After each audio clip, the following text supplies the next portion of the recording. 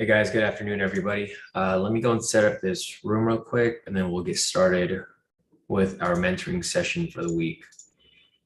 So it's 3:01 right now. It's a minute over 3, so we will get started shortly once I get this all set up. That looks good. It's good. That's good. That's good. Solid.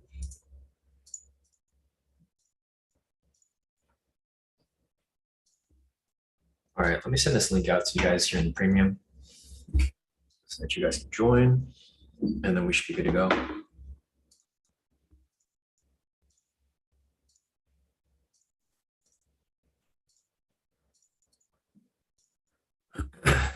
All right, that's good.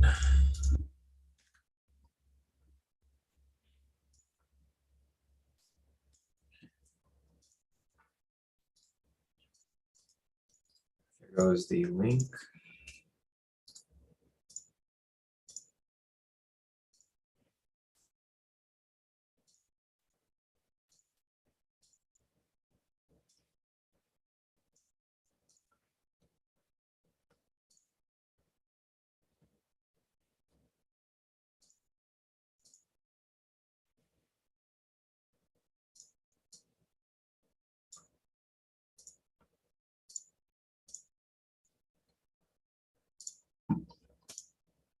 All right, guys, good afternoon, everybody. It's 3:02 right now.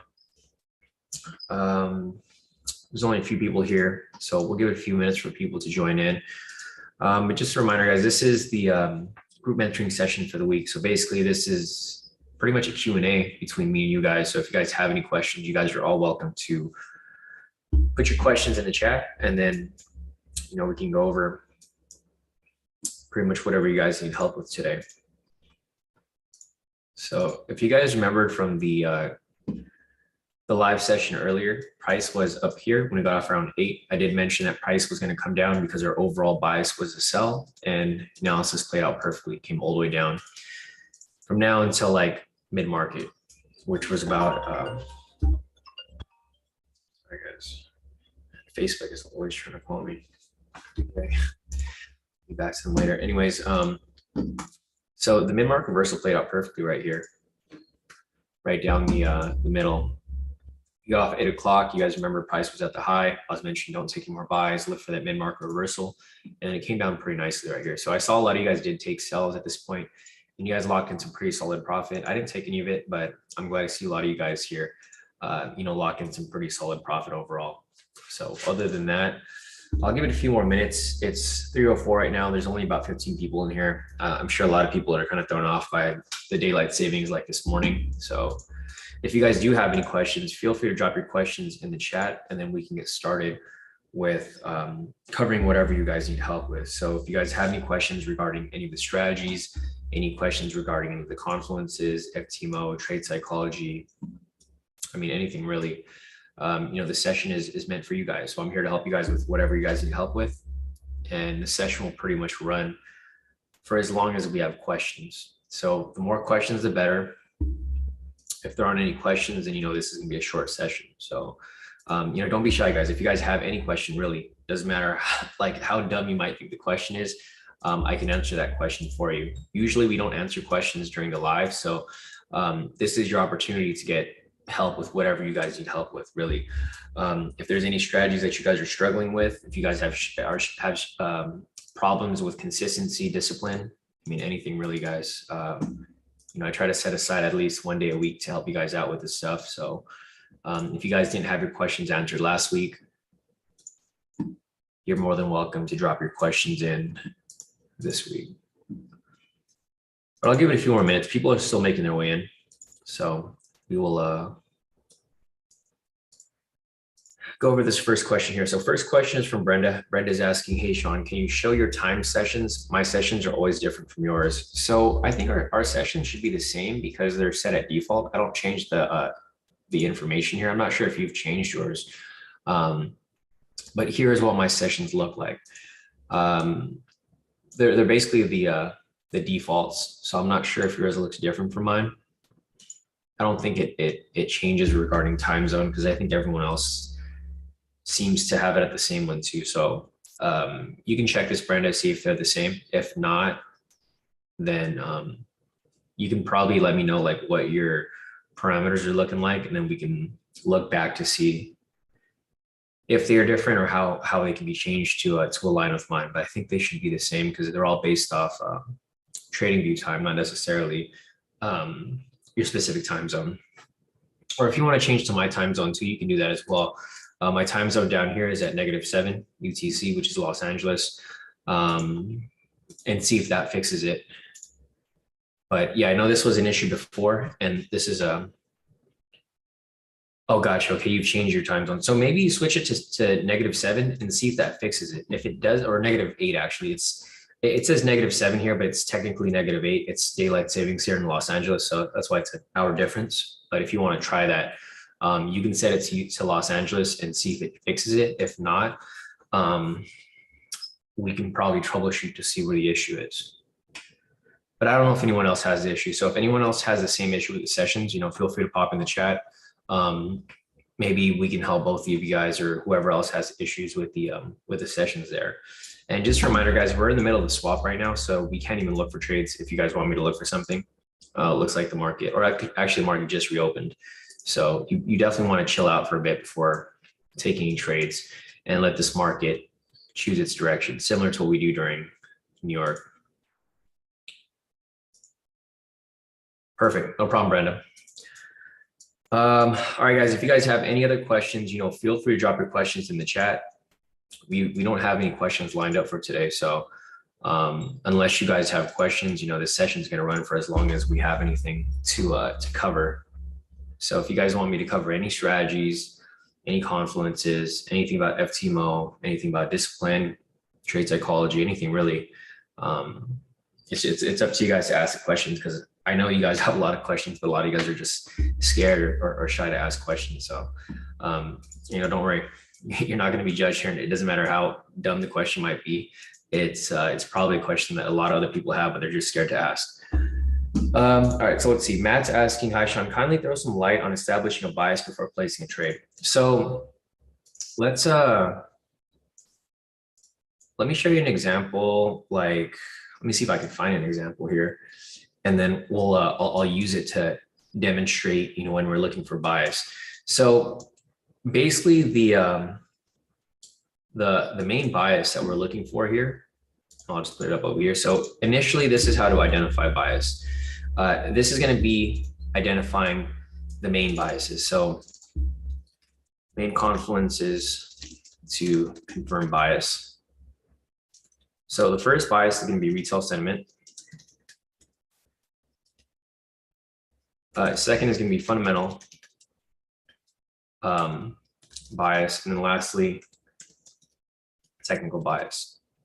So the bias that we look for during the live sessions when we look for price to confirm the direction is going to be technical bias. For the most part, retail sentiment is pretty self-explanatory. If you look over at retail sentiment, and I'll refresh this right here, basically what you're looking for is you're looking to trade in the opposite direction of the majority. Majority here is trading 62% long, meaning that there is 62% of retail traders on the long side. So for this right here, if you see this, you're going to be looking for a sell because you want to trade opposite of everyone else. So looking at the first requirement here, retail sentiment, that's the confirmation, right? Whenever these don't line up, so for example, here, retail sentiment is short. Next, we want to see fundamental bias. So the next bias is going to be the fundamentals. So I'm going to refresh this here. And as you can see from this point,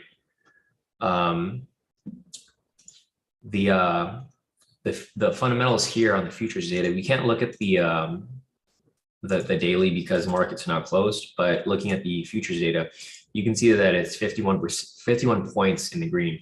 So in order to confirm the fundamental bias, price needs to be either 100 points above, meaning 100 points in the green, or 100 points in the red. And it needs to be consistently above or below that point to confirm the bias. So in this situation right here, where the retail sentiment does not confirm the fundamentals of the fundamental confirmation right here, bias, this is indicating to, well, we're going to use this as an example, and we're just going to say that it's 100 points in the green. I know it's not a strong bias, but just to make things a lot simpler, we'll just say that this is 100 points in the green, and it's like consistently above 100. So if this is telling you to buy, and this is telling you to sell, you have no bias, right? So if you have no bias there, you want to confirm on the technicals to confirm one or the other, because you need at least two confirmations before you can, have a bias. You can't just have one telling you to sell, one telling you to buy, and then, you're just 50-50 at that point. So you don't have a real bias. Here's an example of the, I'm gonna try to find one over here for you guys. I'll just use the bullish confirmation here, because I think that's what we were using earlier. Or let me see if we can find it. If I can find another one over here, let me just replay. Because I'm pretty sure this is like the issue where you have, where you want to confirm, the bias that we were using today, Matt. Because I know it's a little more confusing than what we normally apply. Because this is like, and a lot of people are used to finding technical bias just by looking at the trend, which you can do. That's one way of doing it. But before I look for entries, I want like a confirmation of, the bias to push in that direction. So let me see if I can find one here, an example. Let's see one here yet.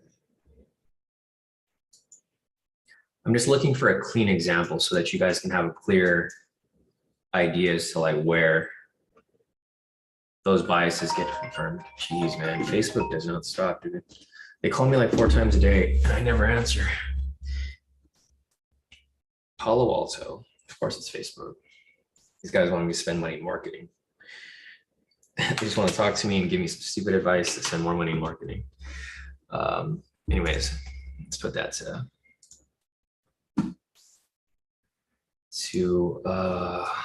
lock. Anyways, let me see if I can find the example here.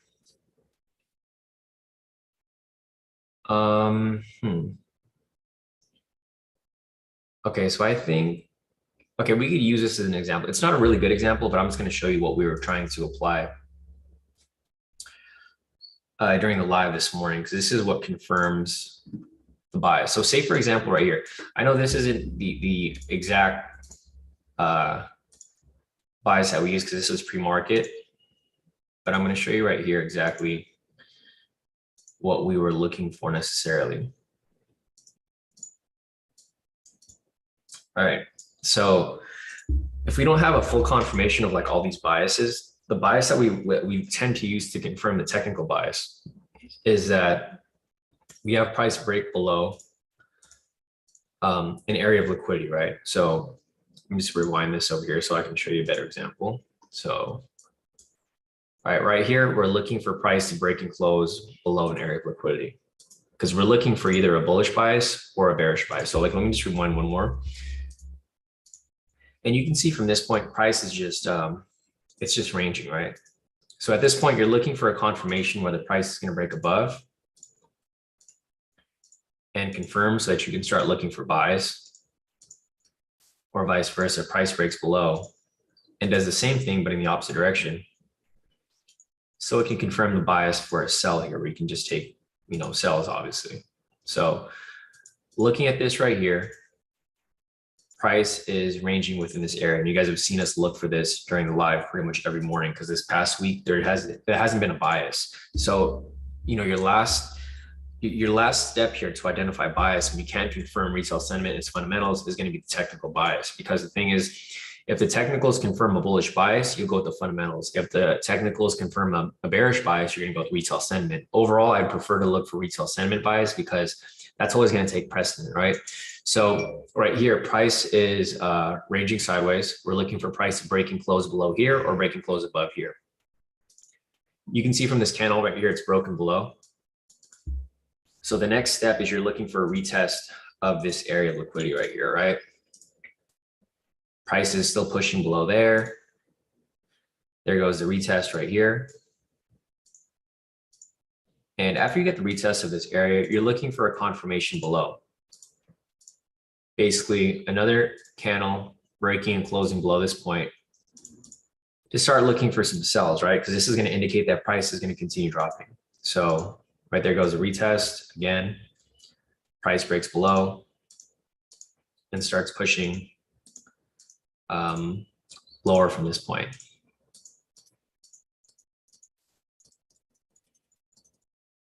Sorry guys, I think that was a crappy, okay, there we go. I was trying to wait for it to break below. But you can see right here, this is where the fake outs happen, right? So we were looking for it to come down right here. I mean, technically, or I mean, not technically, because it never broke below here. So what we're looking for at this point is we're looking for price to break below this line, right? Break and close, not just break, but it needs to close below. So let me just clean this up a little bit. We had the close below here, price drop, that's the first step, retest right here. It failed to confirm below here. So went again for another test right here, retest, failed to break below, retest again right here. And this is the test where it actually finally completed that pattern for the bias. So the first step was already established. The next step was at the retest right here. It had a couple of retests. It wouldn't be invalidated until price closed above this area of liquidity, which it never did. So it keep trying until it finally breaks below. So for example, right here, price broke, retested, closed below. At this point, there's technically an entry right here if you wanted to take a pivot scalp, or I mean, whatever strategy you guys are looking for. This is technically a high-low entry. Actually, this is the triple confluence. So looking at this right here, we have a triple confluence because we have a momentum signal below.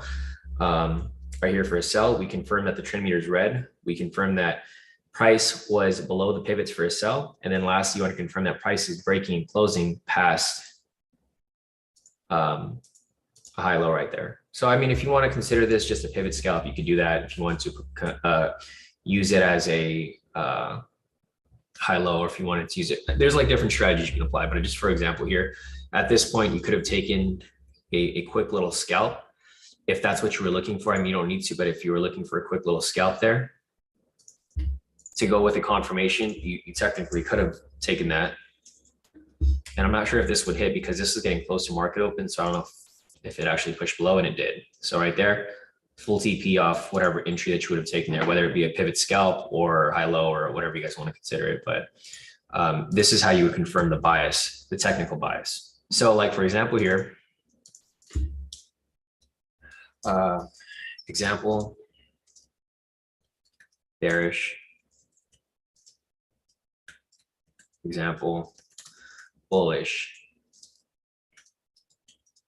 confirm bearish. So this becomes risky because you want these all to be lining up. Like you want retail sentiment to be bearish, you want fundamentals to be bearish, you want technicals to be bearish as well. If this happens where you have one bearish, one bullish, you're going to look for the technical bias. If it confirms bearish, you line that up with retail sentiment, and then you look for sells at that point.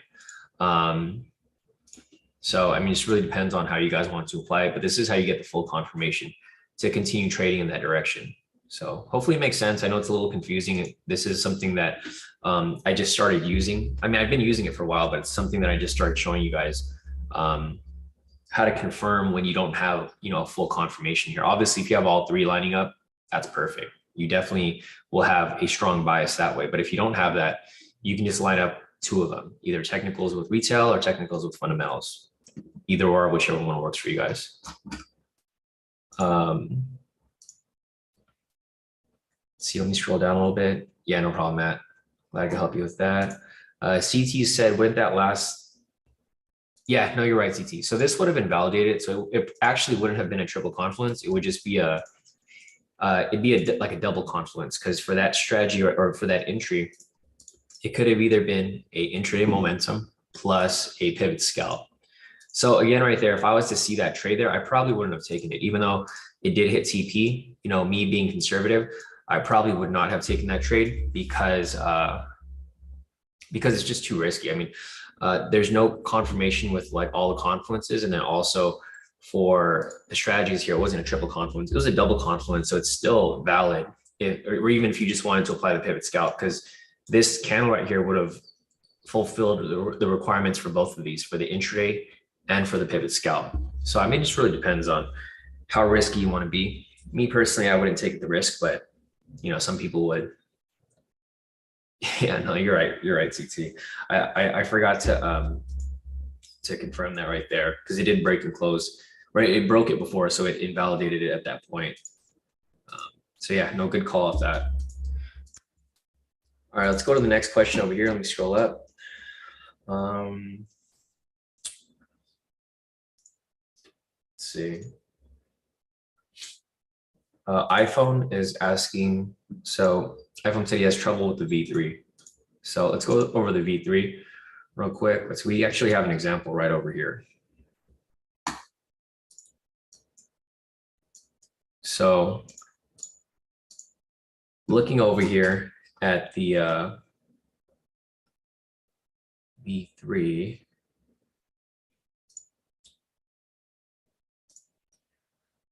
yeah, no problem, man. Glad I could help you with that there. CT said, be nice to get a TV indicator that has retail futures and down numbers on the chart. I know, right? That'd be great if that was possible. I mean, it's probably possible, but actually, I don't know if it'd be possible because the data points wouldn't be there for the retail.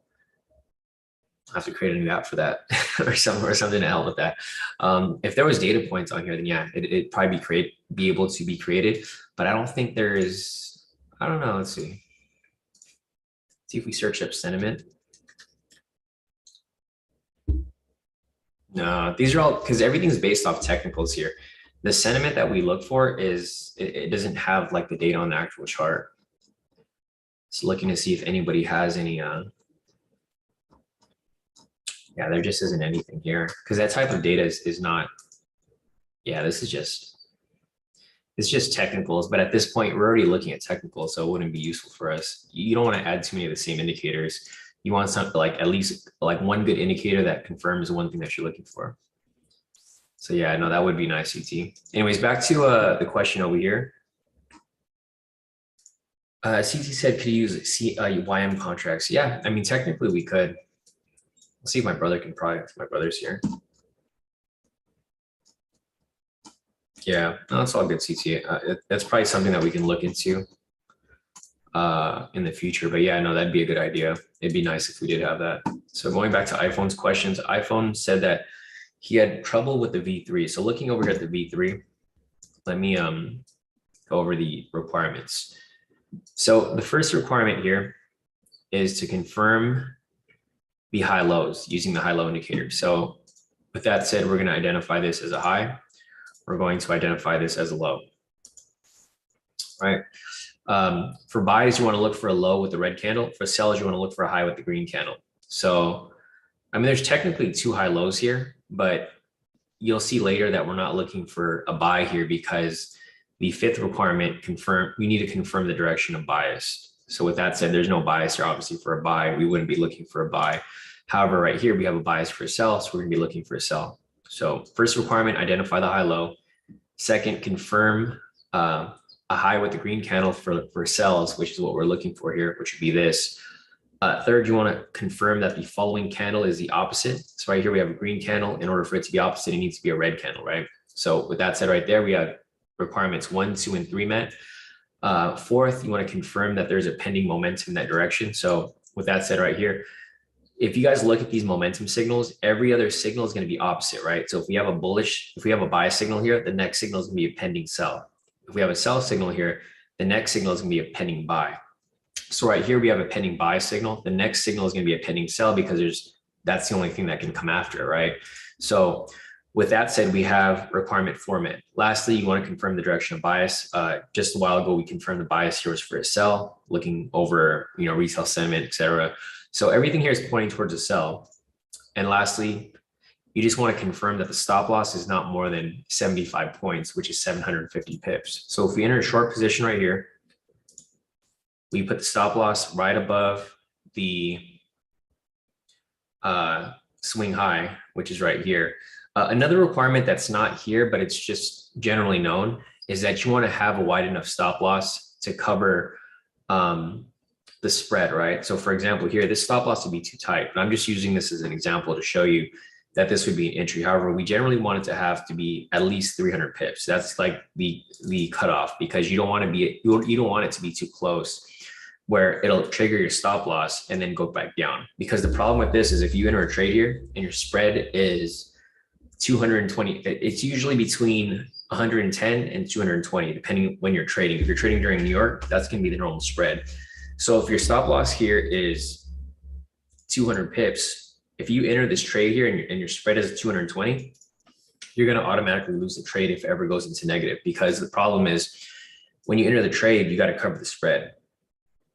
So when you enter this here, you're going to be entering, and I'm sure you guys have seen this. If you guys are new, you're probably confused like why you end up with negative when you first enter the trade. So if you first enter the trade, you're like automatically negative. So if you do that, your spread's like 220, your entry is going to be right here, which is horrible, because if you end up entering here, you're just going to be automatically stopped out, right? Because your entry is going to be right above the actual stop loss. So that's why you want at least 300 pips. 300 to 500 pips is like sweet spot. So if the stop loss is too close like that, I usually just avoid the trade. I'll wait for the next one. But just using this for demonstrational purposes, we'll just set the minimum to 300. This isn't what you should be doing, but I'm just going to show you this as an entry so that we can run through this example. Well, technically, I mean, the stop loss would have been right here at 200 pips. So this is where the TP would actually be. Anyways, running through this trade here, you let it run, and there you go, full TP. So this is how you would run it. However, this wouldn't be a good entry because it's just too, stop loss was too close. Let me see if I can find another example here that's better, so that you can see. But I mean, it's gonna be a bit difficult to find a good entry here because it's just not a good day to take a trade because it is Monday. Volatility is pretty low. It's not gonna be as easy to find. Okay, so this isn't a good trade here, but I'll just mark it up as actually, it's not gonna be good at all because price is not even, there's no confirmation of bias or anything like that. You're probably not gonna find any entries right here. Market just open from the weekend. No, volatility has just been too low, so you can't really find anything. Okay, here's an example right here. It's not the best example, but it'll work.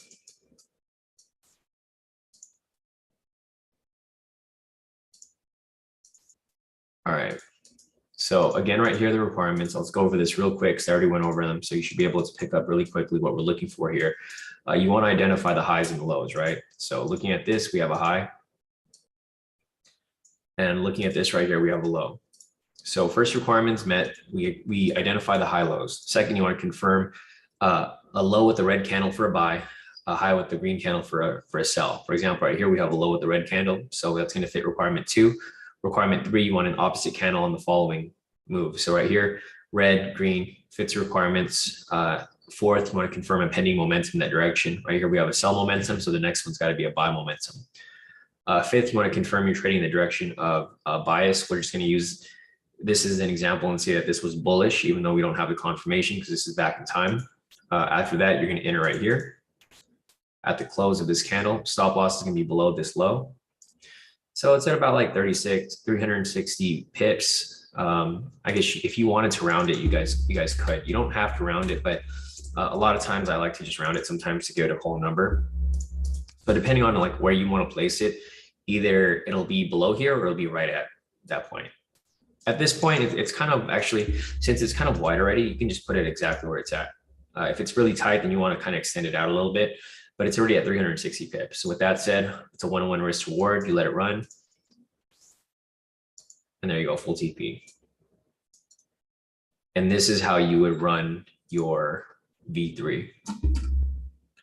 So hopefully that helps, iPhone. I'm not sure, you haven't put any input in here, so I'm not sure if this helped out with your confusion or if you need any more help.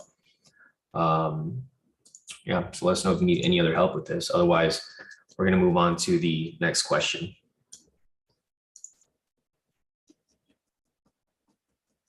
All right, perfect. No problem, iPhone. I can help you with that. Next question is from Janae. Janae's asking, will you please go over the 10-minute and 3-minute daily? So the 10-minute and 3-minute daily are probably the easiest strategies you can apply. The 3-minute is not an official strategy. It's probably not going to be established as an official strategy because we never apply it.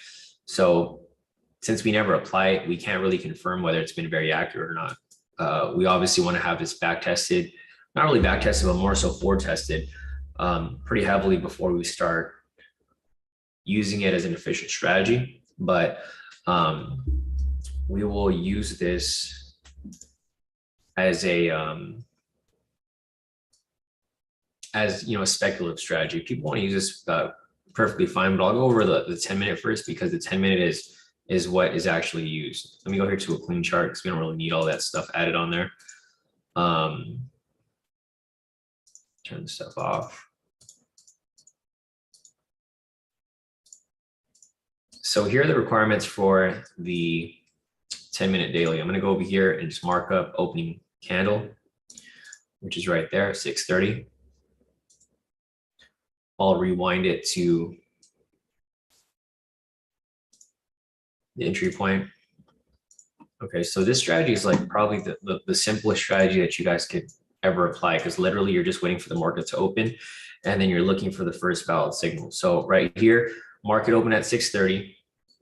That's requirement number one. Look for entry after New York Stock Exchange open, which is 6:30 a.m. Pacific time. So with that said, this is 6:30 right here. Next, you're looking for the first valid K2 momentum signal. So as you can see, after this opening candle right here, the first valid momentum signal is this green candle right here, right? So with that said, you would enter it right there, and that's pretty much it. There's nothing else to do. You enter at this point right here.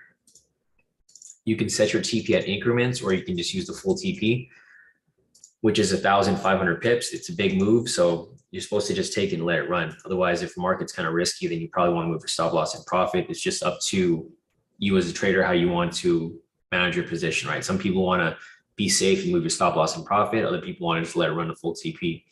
So with that said, we have everything set up right here. You let it run, and there you go, full TP. That's the 10-minute daily. It's pretty self-explanatory, very simple. For the 3-minute, it's the same thing. It's just on the lower time frame. So let me go over here real quick. And we're going to do the same thing here. So turn this off. I'll just turn everything off because none of this stuff is necessary for the specific strategy. It's the same thing. It's just done on the lower time frame. So again, right here, I'm going to mark up 6:30. And it's the same exact thing. You're looking for an entry after 6:30 a.m., which is right here, this blue line.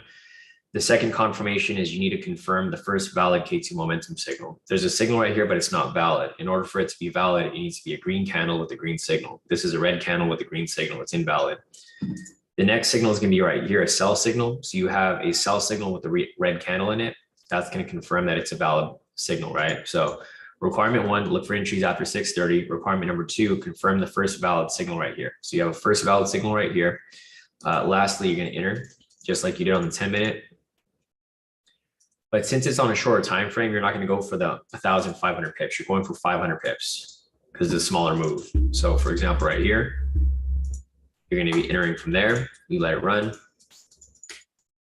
There you go, full TP. So it's pretty simple. I mean, it's not really that difficult.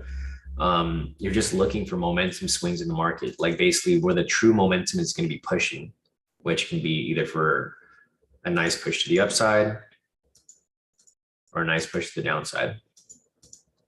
So there goes the details with that, Janae. If you still need help with it, let me know so I can go over any other details or any other examples for you, but I think it's pretty self-explanatory. There's only one of these entries a day, so it's not too difficult to go and back test it. Okay, one last thing, Janae. So sure, what's your second part to this, or another question? It's up to you.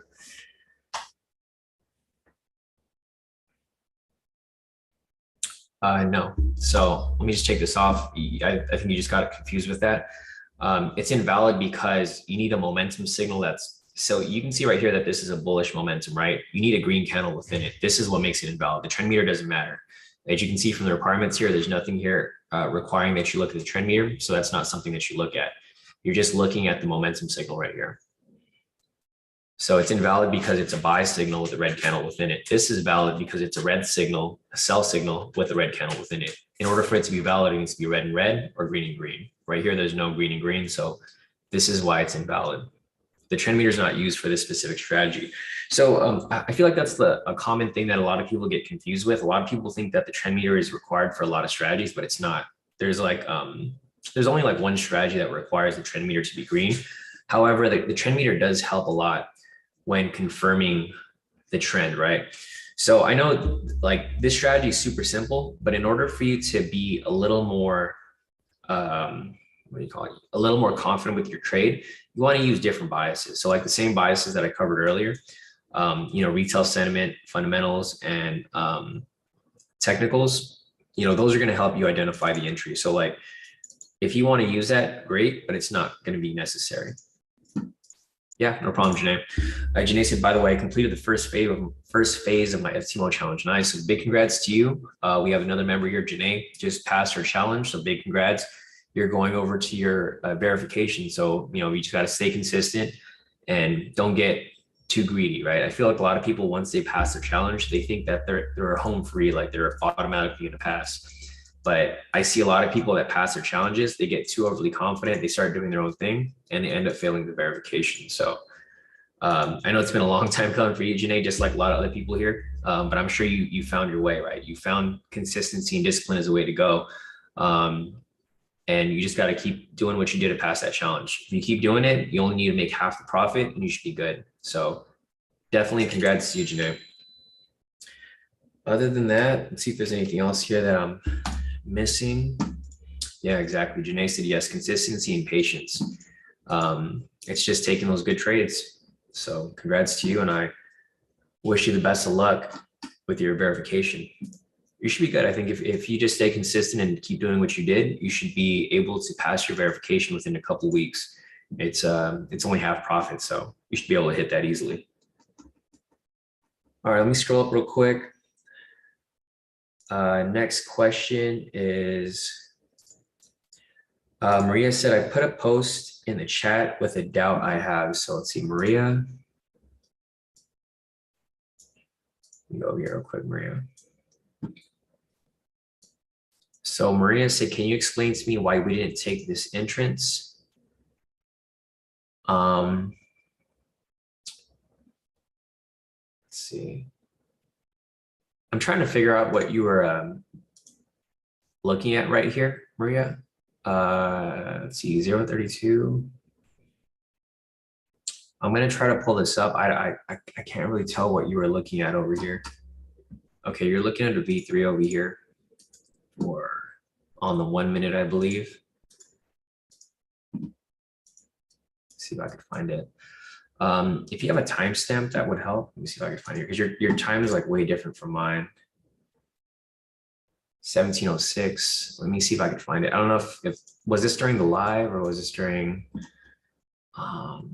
looks like CT already answered your question. He said it wasn't a valid high-low, but I'll come and look at it right now.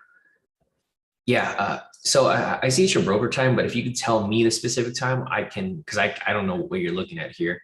If there's, okay, perfect. Charles, thanks for confirming that 7-11. So it was during the live here at 7-11. So let me pull that up. 7-11 right over here. Okay, let me just go over here real quick and see.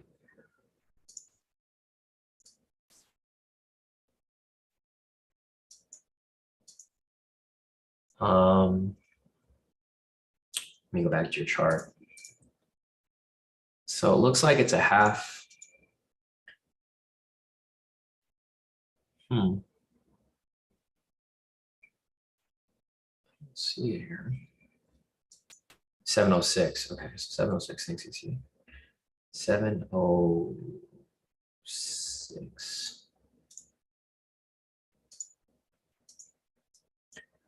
All right, perfect. So is this the entry right here, Maria? I just want to make sure this is the entry you're looking at. You were looking for the buy, right here?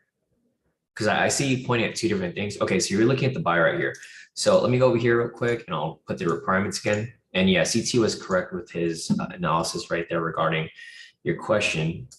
So here's the requirements for the V3. And I'm going to go over it how I normally do. So we have the low right here, and then we have the high right here. You were looking for a buy at this point. So the first requirement is to identify the high lows. We have done that right here.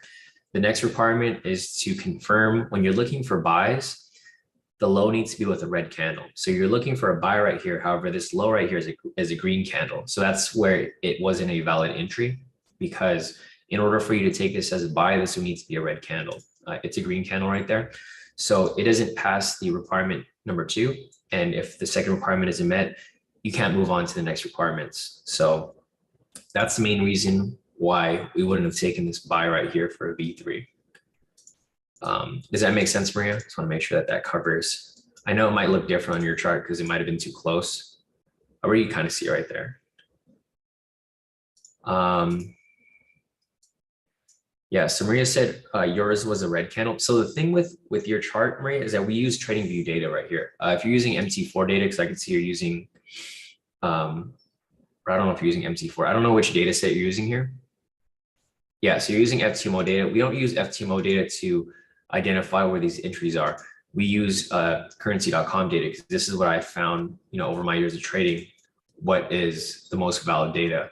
So I wouldn't go off FTMO data also because the indicators don't work on FTMO. So I wouldn't necessarily use it on that. Because the thing is, if you're going off FTMO data, like you can identify the high lows differently. Like, so for example, right here, the low is going to be at this point.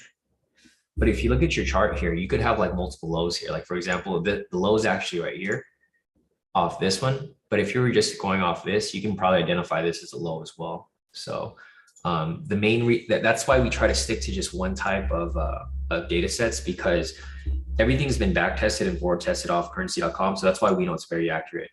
But yeah, I can see on your chart here, you had a red candle, which is I can see it's kind of filled in. So short answer to your question is yes, if that showed up on TradingView on currency.com, then this would have been a valid entry. However, it didn't. So for us here, it wouldn't be considered a valid entry. So yeah, no problem, Maria. But it looks like if you did take that trade there, it actually would have hit TP. So I mean, if you want to be risky and take trades like that, you're more than welcome to do whatever you like to, take whatever entries you see fit. But I would just be careful because this could have easily been like a fake out or anything like that. But it looks like it did hit TP. Yeah, it did. So if you want to take risky trades, feel free, but just understand that, that you understand the risk that comes with it by taking trades that don't fit the requirements off TradingView. Maria said, no, I didn't take it. I'm a good girl now. Yeah, no, it's just, we try to stick to the game plan, but yeah, no, you did identify that properly if it was a valid entry, but unfortunately it wasn't valid with regard to the currency.com data. So, all right, hopefully that helps, Maria. Let's move over to the next question here. Let's see, let me scroll up real quick. See, next question is from Emilzon. Emilzon's asking, this is a non-trading question. How much do you pay to charge your Tesla monthly? I'm considering one. So it depends on like where you charge at. Me personally, at my place, they don't charge for charging, so I don't pay for anything really. So it's let me see if I can show you guys. Let me see if I can. It's funny because I was talking to somebody about this. Let me see if I can pull it up on my camera. Or here, I'll just I'll take a screenshot and then I'll send it to the group over here. But yeah, a lot of people have been asking me. So this is how much I've charged for the month of March. Let me just get some. So you can black out a couple of things here.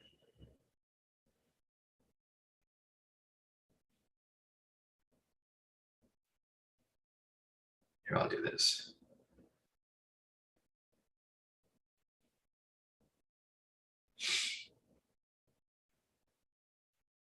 And it's crazy because like my neighbor, he has an R8 and a Huracan STO, and I was just talking to him in the elevator today.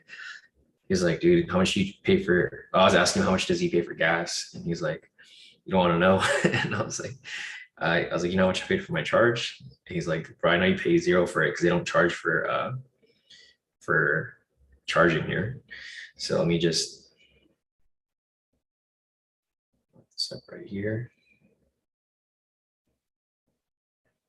Yeah, that's kind of like because I was going to trade my Tesla in for a G-Wagon or a Urus, but with the gas prices right now, like even though I can afford it, it's not really worth it. personally.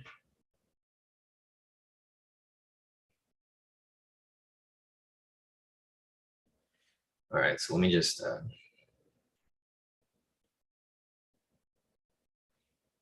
post this in the thing real quick.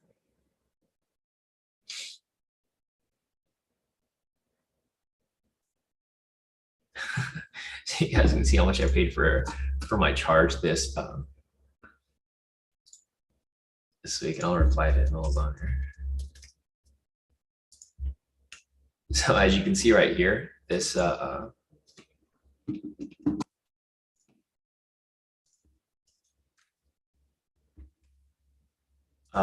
anyway, so here's my charge activity for this week. You can see it's just free. So I've been charging for like pretty much, I charge a lot this whole week and it's all free. So I haven't paid for any of these. I haven't paid for a charge at all this entire month and probably for like the next year or so. But I mean, it just depends, right? So depending on where you're living, if they make it available, then, you know, great. I have a friend that does have a charger at home and he only pays like, I think 15 a month. So it's not that much. It's actually really cheap to charge. I thought it was going to be expensive to charge on your own, but it's really cheap. Unless you go to a supercharger, you got to pay for that. That's probably like maybe 10 or 15 bucks for a full charge. But even then, you're not paying 100 bucks like you do for gas. Brian said, how many miles do you get per charge? So I have a Model X long range. So for me, I technically have 360 miles. It says 360 miles, but it's not really that much because I like to drive fast. So if you drive fast, you know, I probably have half of that per full charge. So maybe closer to like 200 miles for my Model X. If you have a Model 3, I think your charge lasts a lot, like way longer. But yeah, I mean, if I drove slow, then I could probably save more charge. But, you know, what's the point of having a Tesla if you're not going to drive fast? Car's fun to drive around. Other than that, let's see. Rami said, I prefer Teslas, to be honest, thinking of trading my SVR for one. I like the SVR too, but I'm sure the gas is killing you as a gas guzzler. SVR, G-Wagon, Urus, they're all like gas guzzlers. And I'm not, I don't want to waste money on gas and I could waste money on other stuff. All right, back to the questions here. Let me scroll up real quick. Next question is from Dejan. Dejan's asking, I'm assuming you failed a lot of times to get where you are. What's always kept you going? So what's always kept me going is just the thought of being free, right? Like for me, guys, my schedule is pretty open. Like as you guys know, my prior job, I was an attorney. So I didn't really have much freedom of time or freedom to do whatever I wanted because I was working like 10-hour days every single day. And you know, Dejan, you've been here from the beginning, like you've been here from when I was still working as an attorney. So you saw that I would trade with you guys live in the morning and then I'd be in my office working as an attorney throughout the rest of the day. So I'd literally be trading from like 6 to like 11. And then I'd be at work in my office from like 11 to like 10 at night or midnight. So I think my main goal was to like never have to listen to my boss or never have a boss again ever. And, you know, I just never gave up. So for me personally, it's always just been working towards my goals. Cause like now, I mean, you guys have seen how I like, John, you've been following like my personal Instagram for a while and you see, I have a lot of free time. Like I trade with you guys in the morning and then I go to the gym right after and I hang out with my dog the rest of the day. So it's more about, what do you call it? Work-life balance. So like freedom of time, freedom to do whatever I want, whenever I want, freedom of finances and stuff like that, pretty much all that stuff in general. So I think that's what everyone's goal is really, like when they end up doing things on their own, not just trading, but business in general. It's really just about having the freedom to do whatever you want, whenever you want, and not really having a boss. So that's pretty much what kept me, you know, going. And eventually it just became second nature to me. Like when I trade with you guys in the morning, I don't even think, I literally just take trades and I hang out with you guys every morning. Like the trade I had this morning, right? This wasn't even an official trade. I was just hanging out with you guys and I saw that sell coming.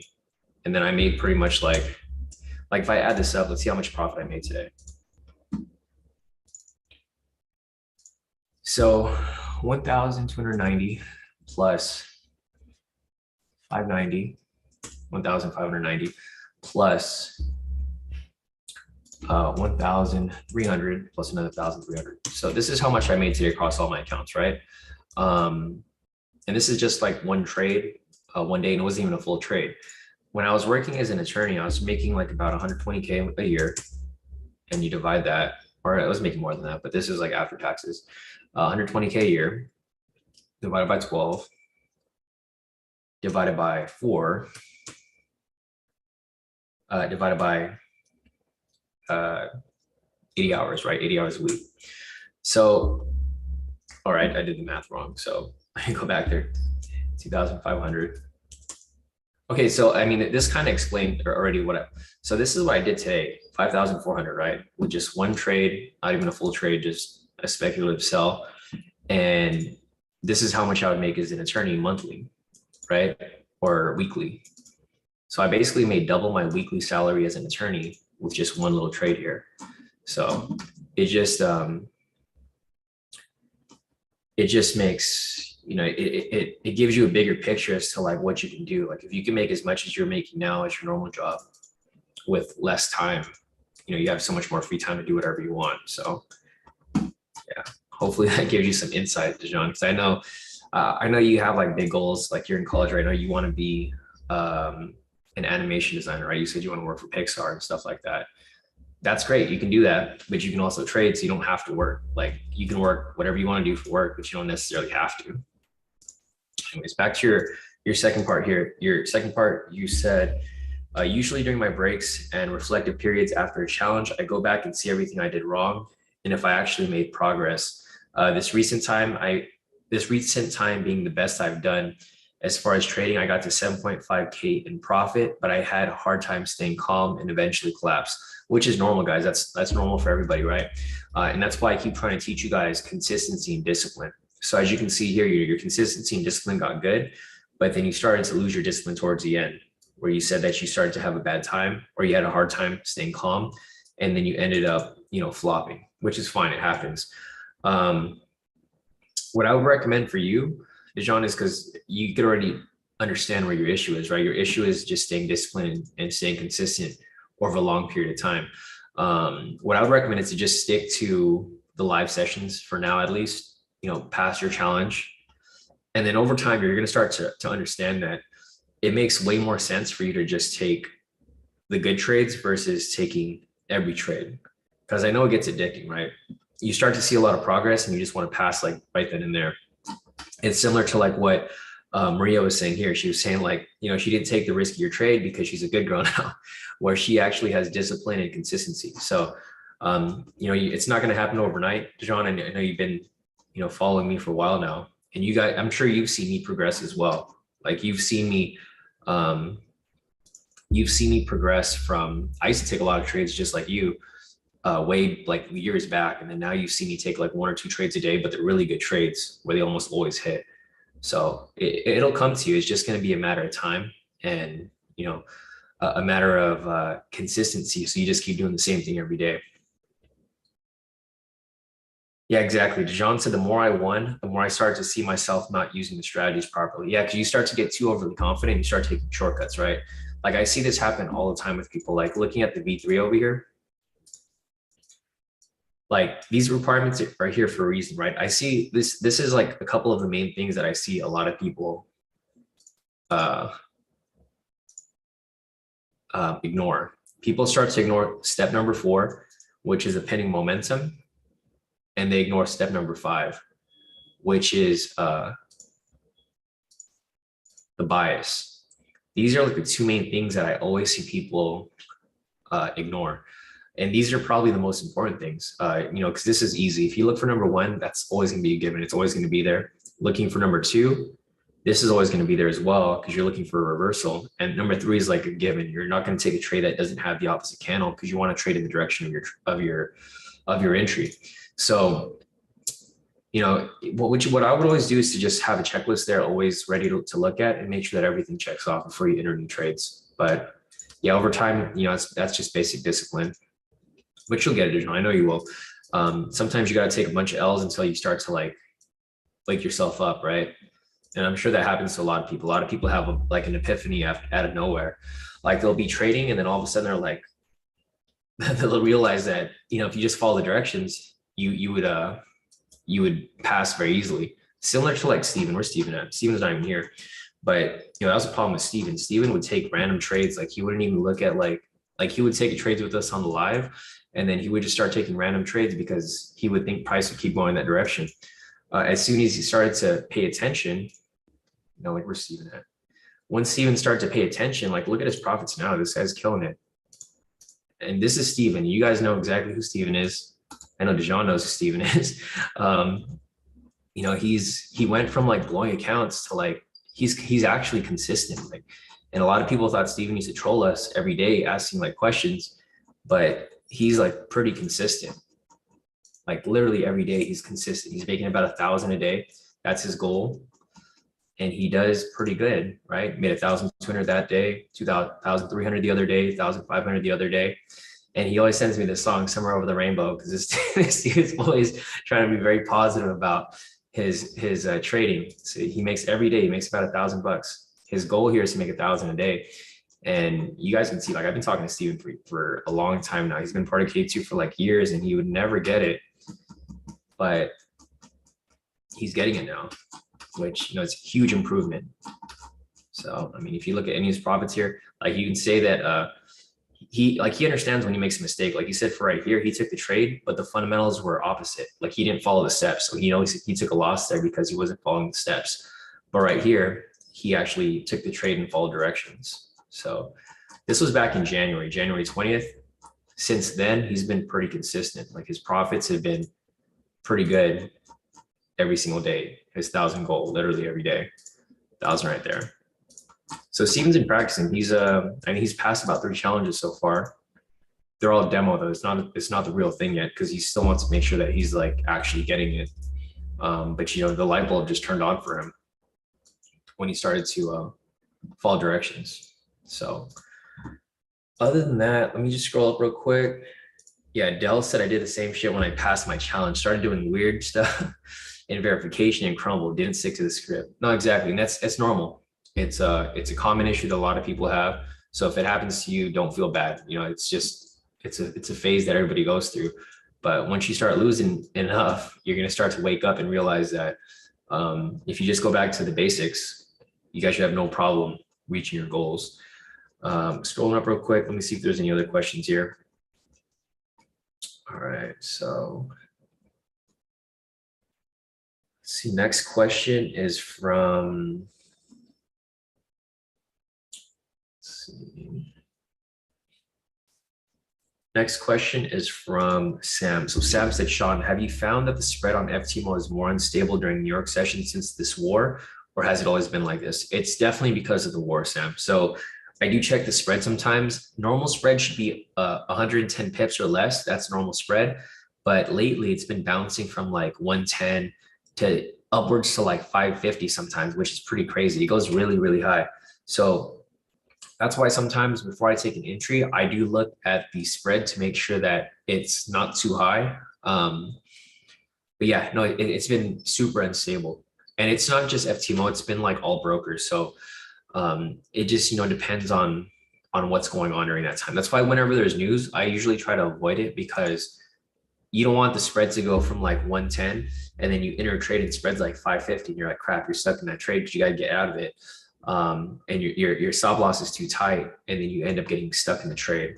So lately the spread has been a little heavy. So it's yeah, exactly. Like Sam said, yeah, 100 pips was what I'm used to seeing. Now it's just all over the place. Yeah, like today when we were entering the trades, it was at 110, it was going up to 220. And then I know last week it was up to like 550, which is pretty crazy. It's like 5 times the normal spread. So I would probably just keep an eye on it, Sam, whenever you take the trade or whenever you enter a trade, just make sure it's not bouncing too crazy. If it's doing too crazy, then I would just skip the trade, wait for the market to stabilize before entering anything. Because the last thing I do is get caught in a trade. And then, because I know you guys have seen it before. It's pretty crazy. Like, I'm just going to use this as an example. Like, I mean, this has happened to me too. Or like I enter a trade like somewhere right here. This is not a real trade, but I'm just going to use this as an example right here. You guys enter a trade and then your TP is like right here, right? At like 300 pips. And price is like way down here. You're like, what the heck? Why hasn't it stopped me out? Why hasn't it pulled me out, right? In profit. The reason for that is because your spread's probably super crazy high. And in a lot of instances, it'll be at like 550 pips, like that. So instead of you getting pulled out right here, you technically got to make this much profit before you get pulled out. So even though you've hit your TP, it's pretty crazy because even though you hit your TP, it still doesn't close you out because you literally got to get way down here to exit. So when this happens, I just end up exiting manually. So I'm like, screw that, even though it would probably hit at some point. So yeah, just keep that in mind, guys, when you guys are entering trades during any session, really, not just New York, but like pretty much any session. Even Asia is pretty crazy. I see it go up to like over 550 pips in some instances. Like, let me check right now. So the spread right now is 320 or 330 for a US 30, which is pretty high, especially with like such low volatility in the market. Be careful with that.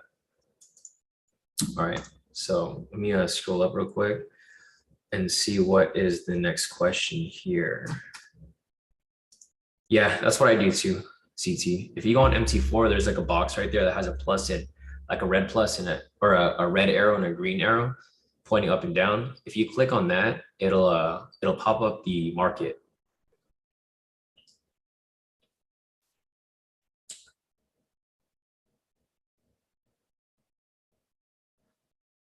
Oh, I didn't know that. So CT said right click on the chart on the screen, check box in settings, ask pin. Let me see that.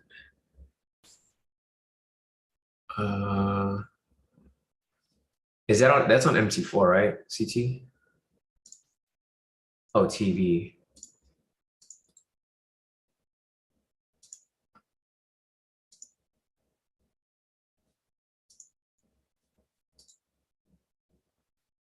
I can see it right there.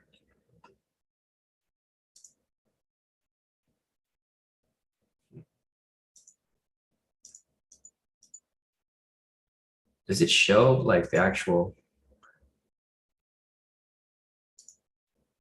I was trying to see if there was I do see right there the ask. I was wondering if like the lines pop up right there. I don't think I can do that. Symbol. Oh my gosh, okay. Right there. Damn, the spread right now is crazy. That's a spread. It's 440 pips. Actually, it's tight on currency.com, but this isn't the spread on FTML. The FTML spread is like super wide. Actually, it's not that bad. It's 140 right now. But yeah, you can see what it's like on here.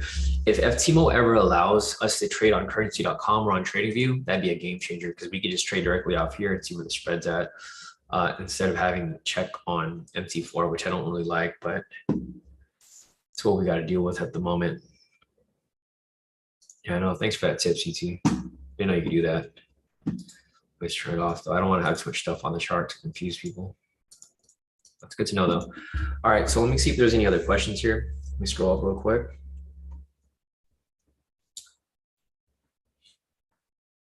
Let me scroll down. So let's see. Talanji is asking, I know you're not an accountant, but would you advise waiting to make a certain amount of profit before setting up FTMO as a limited company, or would you advise just starting the new tax year as an LLC? Any numbers or tips on the best way to do this? So, I mean, it just depends on you personally, Talanji. So like, for example, I'm not sure where you're located, Talanji. I think you're in the US, right? So if you're in the US,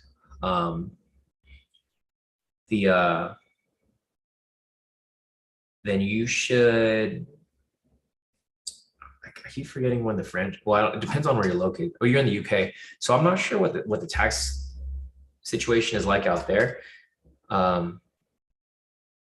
You would probably have to meet with because it's different for us here. Like for me in California, we have to pay a franchising fee. So like depending on like when you start the company, if I started the company today, I would have to pay a franchising fee twice.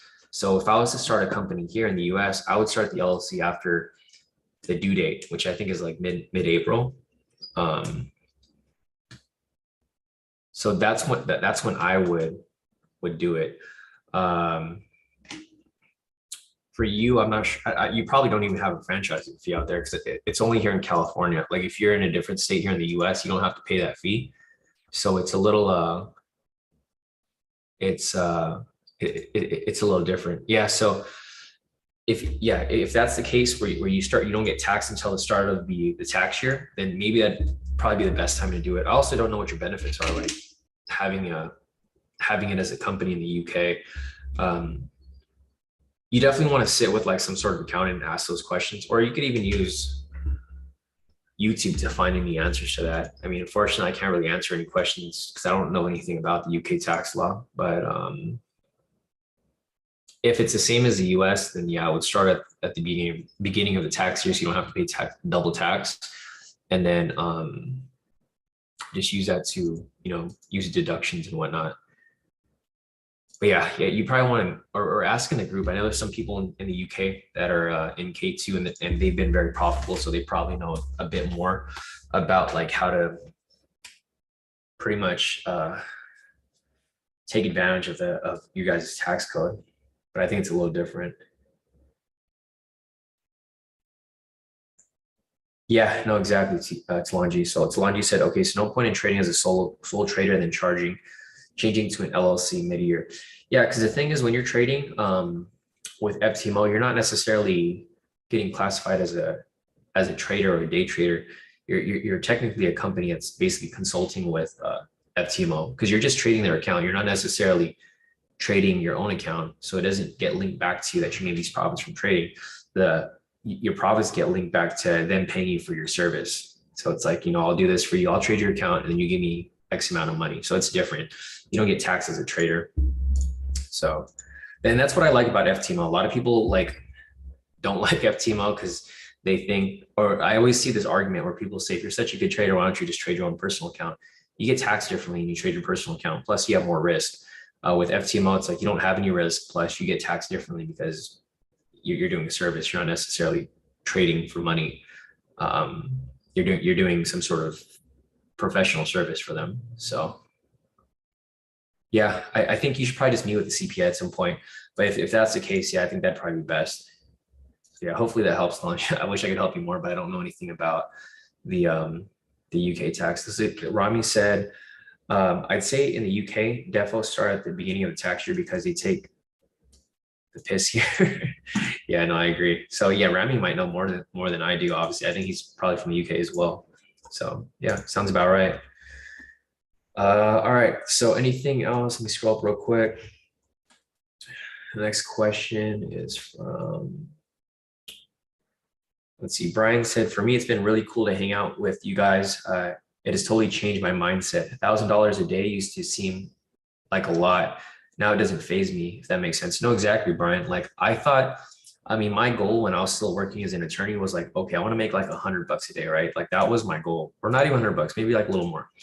Because I wanted to replace my attorney salary. So I was saying before, I made like about 120K a year as an attorney. And I wasn't practicing as an attorney for that long. That's why my salary wasn't like super high. Actually, it was a little higher. So maybe it was like 160. This is pre-tax.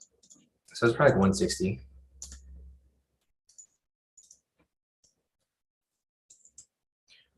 Divided by 12 months in the year, divided by 4.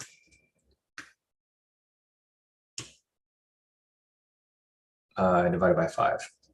So in order for me to replace my attorney salary, I had to make this much a day, about $600 a day, 600, $700 a day.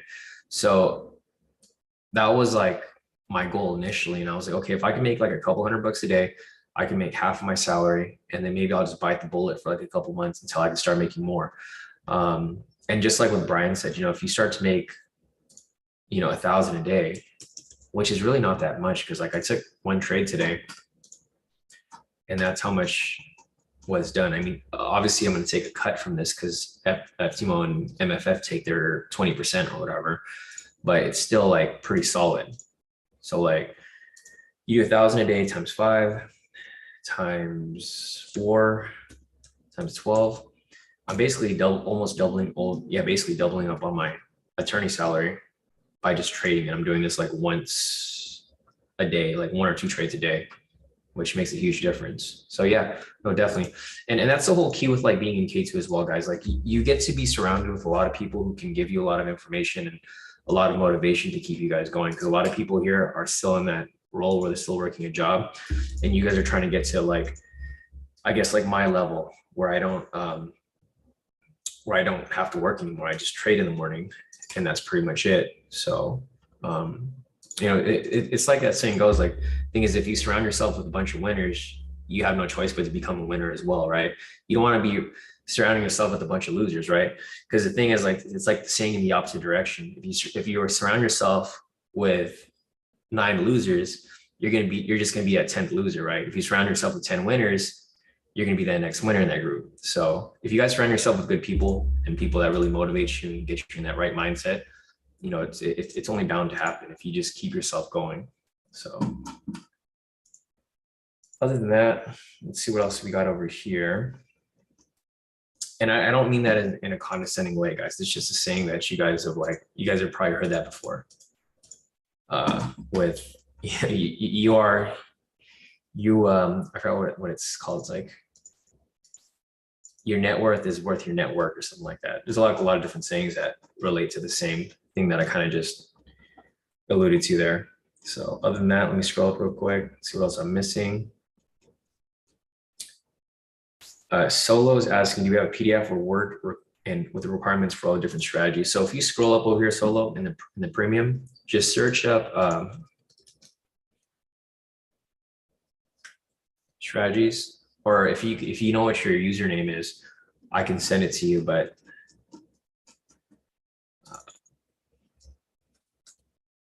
okay, so if you just search up pending in the premium group, all of them are written out right here.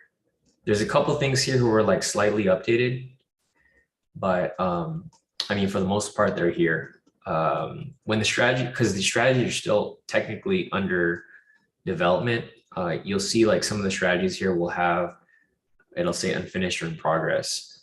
But if you just search up pending in the premium group, you'll find all of the requirements for the strategies right here. These are just the strategies that we use here during live.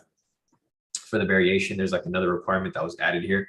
It was just, I could probably just edit it right now. So let me go over here real quick.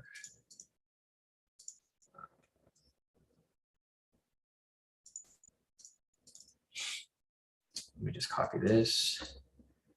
I can just copy this down here, the whole thing. I can make a little edit there.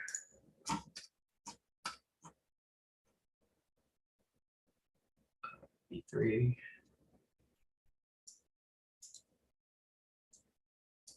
So I've updated that. I think there's like maybe breakout. Let me see if there's anything that's changed here from that I put there.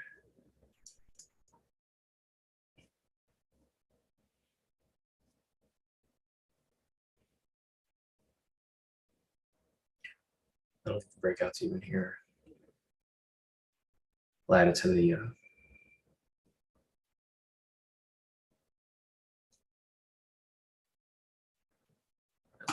this real quick.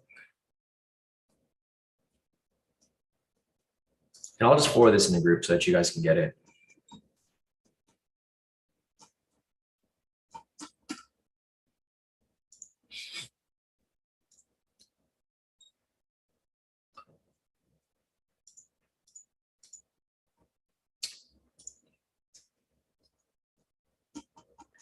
All right, let me see if there's anything else here that has changed. I mean, there's like little changes that we've added to these, but it's nothing really all that crazy. I think the V1 maybe. Let's see if that's in there. Variation version 1. All right, a little bit of a change there. Not really much. It's just to confirm the bias. So that's fine. Maybe the V2. Okay. There are like slight differences have been edited here.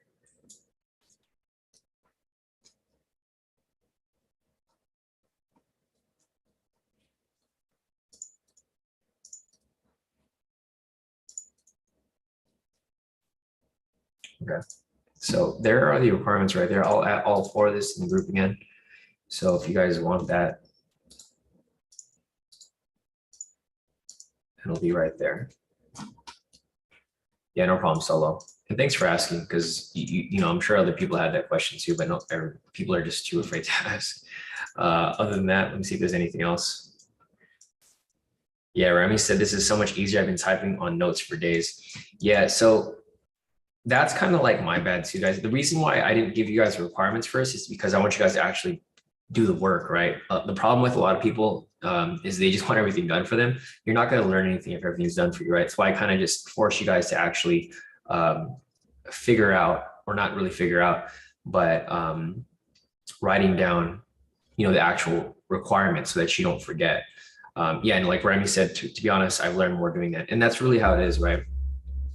My goal here is to actually teach you guys how to trade and to be consistent and self-efficient, not where I just give you guys the requirements and then you guys just skip steps, because that's what happens with a lot of people. If you don't actually learn it, you don't actually, literally, you actually don't learn it. You're just looking for shortcuts. So the requirements are there if you guys want to see, but as I mentioned, once the strategies are completed and I have new videos for it, they will be back on the website. So Maddie said, when I first started, I wrote notes by hand and helped a lot. Hella work though. Yeah, no, it helps you memorize it easier that way. And same with Solange, you say he's got sticky notes all over his PC screens, which help with that as well too.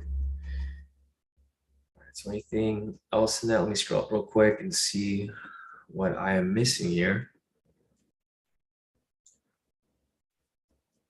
Let's see, Maddie said, I've been back testing and trying to look back at the charts, but notice the movements are normal. So there's really no point, to be honest. What do you think? Yeah, no, same here, Maddie. That's why for me, I don't really trade during Asia at all. Like if you guys have seen, I don't trade at all during Asia because the spread's too wide and the market just doesn't move smooth at all. I only trade during New York session, and maybe I lock in like 1-2 trades a day, maybe a week. Like last week, I only took like 2 trades, but they were all wins, right? So you guys saw my trades here for last week. I only took 3 trades on Monday. I didn't trade on Tuesday, Wednesday, Thursday, or Friday. Actually, I did trade on Friday, but it was a speculative trade. But the official trades were just on Monday. I took 3 trades on Monday and that was it. But the thing is, I got 3 wins and 0 losses. So if you guys are consistent, you guys can still win even during crazy conditions like this. So yeah, the market's just been trash lately, Maddie. You know, me, you, and everyone else all know it, because like during the live, there's like nothing there. There should be a lot of entries available during the live. So it's all good. I mean, it happens, but hopefully it picks up tomorrow with the inflation news that becomes released. Let's see. Emilazon said, can I deduct the 20% profit FTML profit split? No. So you're only going to be reporting the 80%. The 20% isn't reported because that's not what you're paid. You only report like what you're actually paid, and then from there you can deduct whatever expenses that you have from that point. So like if you buy a brand new computer, if you buy a bunch of monitors, if you buy a business vehicle for whatever reason, you're technically a consultant. So, you know, it's a gray area right there, which you can put that under. You know, if you have meals, like say, for example, you guys are trading, right? And you have a company and then you trade from home and you go buy lunch and you come back home, which is your home office. Your travel from your home to get lunch and back is a deductible expense because you're driving your business vehicle to go get lunch and you're coming back to work. So, or coming back to your office or whatever. So that's all an expense, right? Your computer is an expense, business vehicle, driving to get your lunch is also an expense, coming back, gas is an expense. Yeah, I mean, there's a lot of different things that fall under your business expenses. Maddie said your Gucci backpack. I know it's funny. Everybody always talks about my backpack. My backpack's like right here. So this was an expensive backpack. Like this backpack right here, guys. Like this is my business backpack. So you guys see this backpack right here. This is a pretty pricey backpack that I got, but it's my business backpack. So that's an expense too. Yeah, Maddie said, I'm gonna get a Louis one right off. Yeah, because the thing is like, I mean, it really is a business expense, guys. Like I do keep my like if you open my Gucci bag, it's literally just my laptop in there, my laptop and my supplies. If I ever go to the office, like the other office, and do work there. So, I mean, it is technically my business backpack. Yeah, exactly. And yeah, like CT said, eventually get a separate bank account and anything that's trade related or done during trading hours, use that account card and keep it separated. Yeah, so like for me, I have separate accounts for everything. I don't ever mix things. Like everything is different. I have business cards, I have personal cards, I have, I have everything is separate. And that's what you guys should do too if you guys are starting to trade as a business.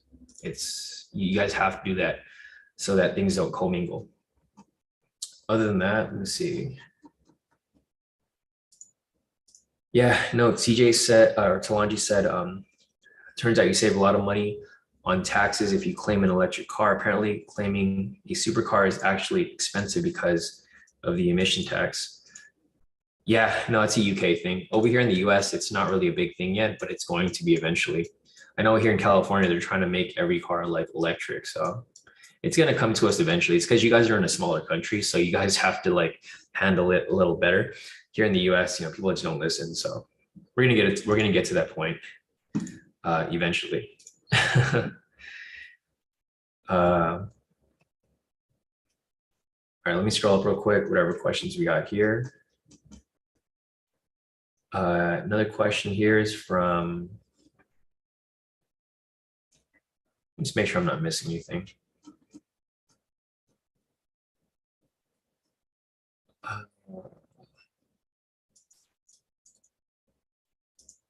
Yeah, Maddie said, I've been studying after the live and reviewing it, but I feel like I'm wasting time.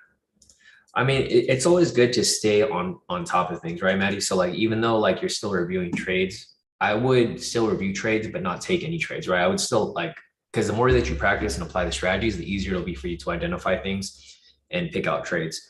So practicing is always a good thing. I just wouldn't take any actual trades because I know you guys will see a lot of entries here during Asia.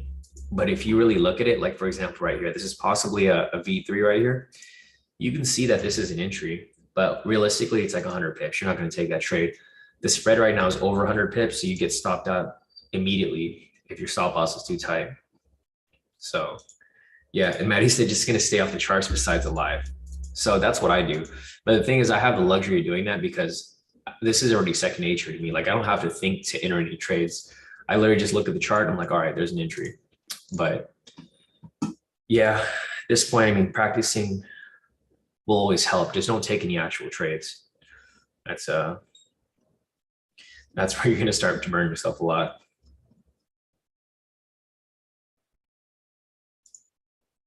Yeah, no, exactly. That's a smart thing to do, Maddie. So, all right, guys, I don't see any other questions here. If you guys have any questions or if I missed your question, feel free to put it in the chat. I'll hang around for a bit. I know everyone here is just talking and having, a side convo here, which is good. It's fine. But if I did miss any questions, I just might have skipped over it. So if you guys have any specific questions, drop them in the chat and then I can answer whatever you guys need help with. So Dell said, when should you start your business as a trader? How long before the switch over once you start making good money? I mean, the thing is, for me personally, I work better under pressure, Dell. So like for me, I started the LLC before I was even like very profitable at all. I even bought my car, my Tesla, before I even had I had the money to pay for it. So I mean, you guys have seen the car before. I don't know if I still have it here. Yeah. So you guys have seen my car here. It's a Model X Tesla. I went from driving like a shitty ass Toyota to like a Lexus, and then now my my Model X here. When I got this car, if you guys remembered, I bought this car like when I first passed my FTMO. I didn't really have the money to pay for the car yet. I mean, I had money, but it wasn't like enough to really to live comfortably, right? I put myself under pressure. So like when I passed FTMO like 2 years ago or a year ago, right? It was about 2 years ago. When I passed FTMO, I got my second payout. And the first thing I did was I went to go buy my car. Like I didn't have enough money to pay for the car up front if I needed to.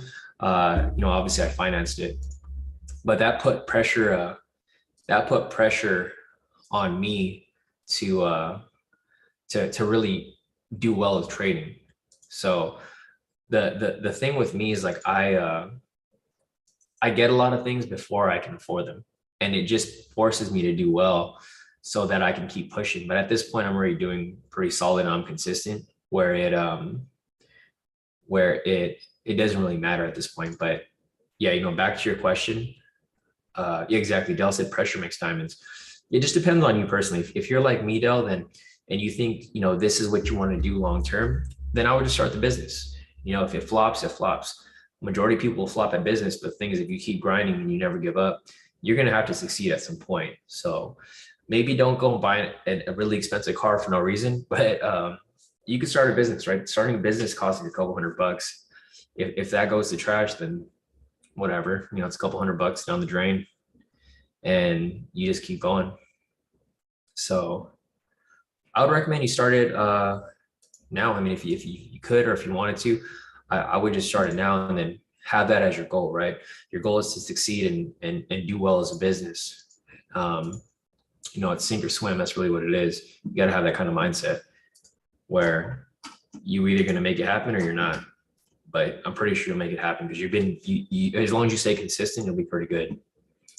So other than that, let's see. Emilazon said, bro, I love Toyotas. They're coming out with an electric car. Yeah, no, same here. I don't get me wrong, guys. I like Toyotas. Those cars, like when I was in college, I had this Toyota Yaris, and man, that car got me everywhere. I drove so many miles with that car, and that car never gave up on me. The only reason I had to get rid of that car is because I like I don't like telling people about it, but I drove off a ditch, like off the freeway, and my car was totaled. So if that car didn't didn't get totaled, then I would have never have gotten another car. You know, I got cut off on the freeway, and then I just ended up losing control. The car was old anyways; it was about to go. So no, don't get me wrong. I do like Toyotas. If I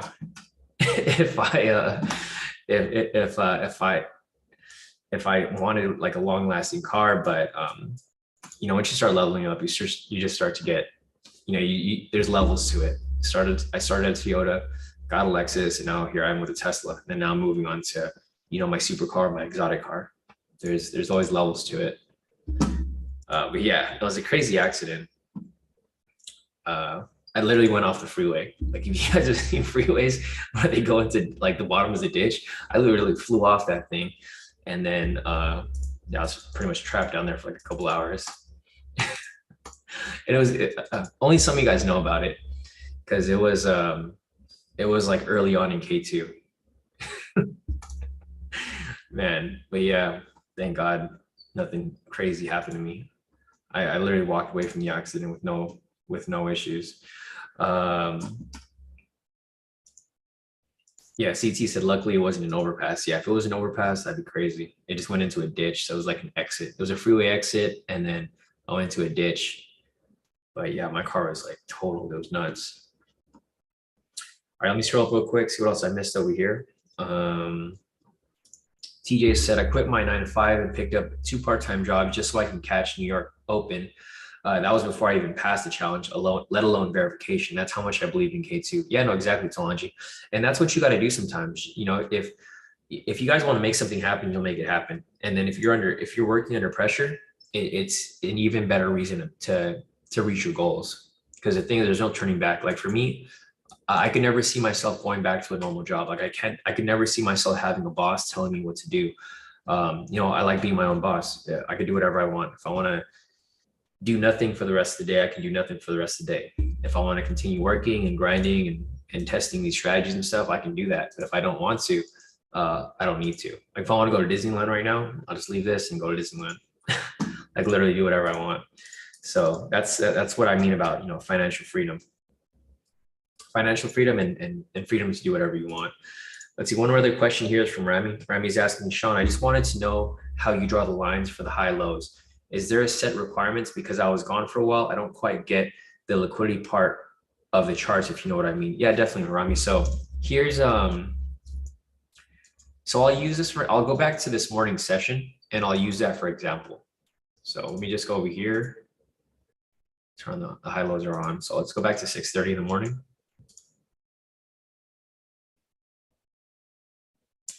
All right, so this is how I draw it every morning. This is 6:30. I draw my high lows up until London session, which is the previous session. So right here at midnight, right? What I do is I'll go over here and I'll draw all the high lows. If the high lows have been touched, they're invalidated, so they're no longer useful. So what you want to do is you want to draw all the highs here that have not been touched yet, right? Because what happens is these high lows become areas of liquidity. And the reason why they become areas of liquidity is because whenever someone enters a trade, so say for example, if someone enters a sell right here, right? Just a random sell, they enter a sell here, where do people normally put their stop loss? They put it at the previous swing, right? Which is right here. So that's where the stop loss is. If someone enters a sell somewhere over here and they put their stop loss at the previous swing, it's going to be up here, right? So what happens when price comes up and triggers everyone's stop loss? It's what we call a stop loss hunt, right? You guys have seen that before. When price comes and touches people's stop losses, what happens? It pushes up higher, right? And then it hits another area of stop losses right here. And then it just pushes up higher. And the thing is, you're predicting where everyone's stop losses are placed. All these high lows are areas of stop losses. So if these areas keep getting hit, what's going to happen? It's going to push all the way up to the last area of liquidity where the remaining stop losses are. And then what happens from this point? Price reverses all the way back down. And it does the same thing in the opposite direction, right? A lot of people don't see this. It's like very simple. It's like basic logic, but a lot of people just are blind to it. That's why I created this indicator to show you guys where the stop losses are sitting, whereas where we consider liquidity is sitting. A lot of people think the market's random. It's not random. If you see how price pushes over here, you're going to see all of these areas get hit, and I'll show you exactly how it played out. So again, right here we have liquidity below here, and here's the crazy thing. I'm going to show you how it hits both ways. It's going to do exactly what I just said. So check this out. Price is below here. We let this go. At this point, this price gets hit. Liquidity gets changed over here. Again, right here, price drops below. So all this, so like, check this out. This is, so you guys remember the area of liquidity that I drew right here? Look what happened when price hit this area of liquidity. Price just came all the way back down, right? So from this point, everything gets moved because these areas of liquidities have already been triggered. At this point, there's no more liquidity right there because it's already been hit. And let's see where it goes next. Price gets dropped below here. This is where liquidity is now sitting. But check this out. There's a lot of liquidity right here, right? That has not been hit yet. So look where price goes now. Price pushes up higher. Look at the liquidity right there get hit. Look when price comes up and retests that area. It comes and hits it again right here, right? It breaks right through that area of liquidity. Where do you think price is going to go next? Next area of liquidity right there, because this is where the stop losses are getting hit. People put their stop losses right there. Sometimes they put it slightly above. Once these stop losses get hit, liquidity pushes to the upside. And look where it hit right there. There's no surprise because you already have the lines drawn up there. You already know where price is going. Price comes back down, and look when price comes back up again. Because it just keeps hitting more stop losses, right? It triggered a couple of stop losses here. There's probably more stop losses around this area. Price pushes up right there, hits liquidity again right there. And all these lines that we drew, I'm expecting it to hit all the way up here. And then as soon as it hits up there, all the liquidity is done. What happens? It goes the opposite way because it needs to hit all the liquidity down here. So let that hit. There you go. No surprise. Price hit liquidity again right here. And then it pushes up to there. And there you go, right? So I drew these lines right here. You guys can see that all of this liquidity got hit. Now that all this liquidity has been hit, where do you think price is going to go now? So I'm going to do this, and I'm going to delete all these areas of liquidity. So now that the liquidity from the top has been hit, what's left for us? The liquidity down here. So people who are chasing those buys, where are their stop losses now? Their stop loss is going to be right here, right? At these other lows.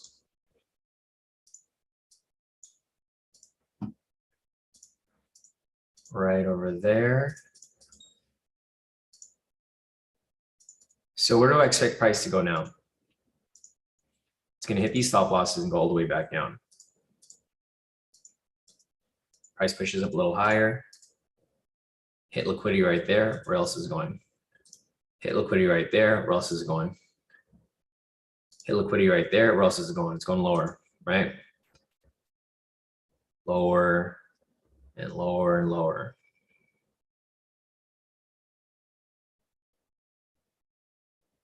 Right?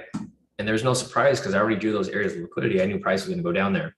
If you guys were following me on the live, I mentioned at 8 o'clock, I was like, don't take any more buys. Wait for liquidity to get hit down right here. If you guys listen to me, you could have caught this big move right here. Straight push to the bottom side.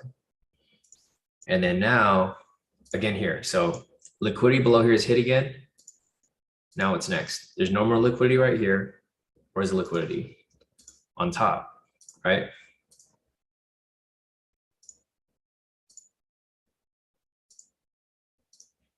So it's just a repeat of literally what we just did in both directions. Price is down there. And you guys can take these big moves. It's just that these moves are very risky because we just don't, the thing is we have an idea price is going to come down. We just don't know how far it's going to go down. So again, right there, price hits it. Liquidity is again right here. And then what's going to happen from this point? Right there. So you guys see a ton of liquidity right here. It's not hit, right? All right, price is now hitting liquidity. And it's on its way all the way back up. So as you guys can see, it's a pattern. You know, the pattern just keeps repeating itself. And that's pretty much how I draw, you know, the areas of liquidity from there. So yeah, I mean, other than that, you guys can see how easy it is. And you can literally catch like a lot of moves from here. But so I know some people trade like this. This is risky to just take trades and just, you know, expect price to keep dropping. This doesn't always happen. Today was a really smooth move, but this doesn't happen every single time. So I don't recommend it, but if you guys want to take risky trades like this, just, you know, use a smaller lot size and let it run. So yeah, let's see. Rami said, okay, I see. And that's why you wait for the zones to be broken and retest and move towards another liquidity zone before taking any valid V3s. As you know, there's a stop loss 100 in play. Exactly, yeah, 100%.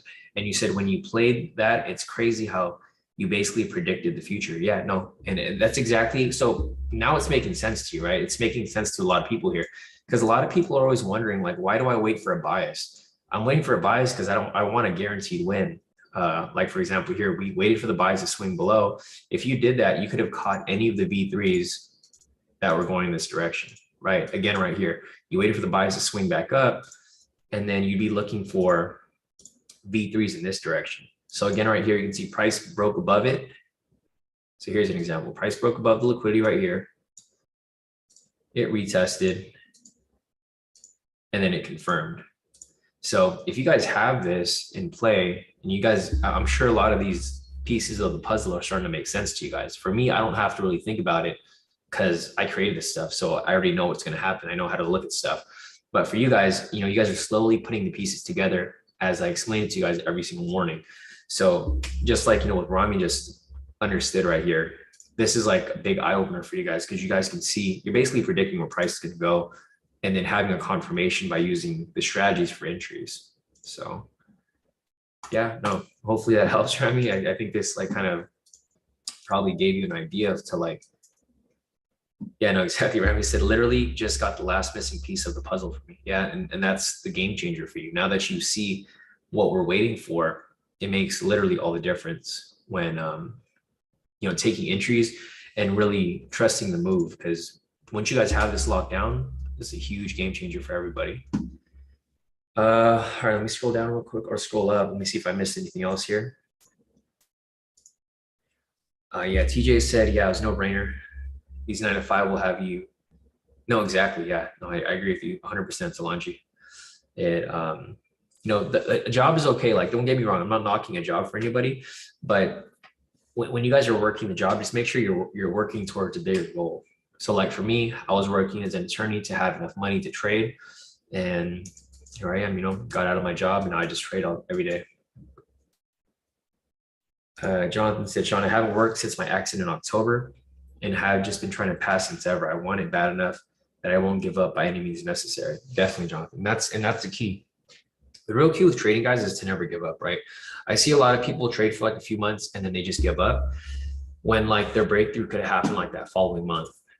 It's just, it's a matter of discipline and keep pushing if you really want it. Let's see, other than that, yeah, Maddie said V3 and liquidity is crazy. Yeah, if you tie those together, liquidity plus V3, it allows you to hold a trade longer. You get to take a bigger push, which is just, it can allow you to catch like huge moves, like how we did like a couple of weeks ago when I was catching like 1,000 pips off of a V3. Went from making like 1,000 profits to like 10,000 profit on one trade. All right, guys, I think that's it for the questions. It's about to be 5. So I've been on this live session for about 2 hours now. So I think everyone's questions have been answered. If you guys have any other questions, always feel free to email me or message me on Telegram. Otherwise, if you guys like this mentoring session, we have this every week. So today's the one for this week. Next week, let me see if I can find my calendar here. Next week, looks like we'll be having the mentoring session either on Tuesday, Wednesday, or Friday. So I'll put up a poll for you guys to see what works best for you guys. But yeah, hopefully this helped you guys out. Hopefully answered everybody's question. But yeah, we do this every week, guys. So for next week, just have your questions ready and then we'll knock out whatever you guys need help with. Otherwise, we'll be back for tomorrow's live session. Hopefully tomorrow is better. We have inflation news and I think it'll pick up. So yeah, no problem, Rami. No problem, Barack. No problem, everybody. So have a great rest of your day, guys. And if you guys have questions, feel free to reach out. Otherwise, I will see you guys tomorrow for the next live session. So, all right, guys, see you guys and have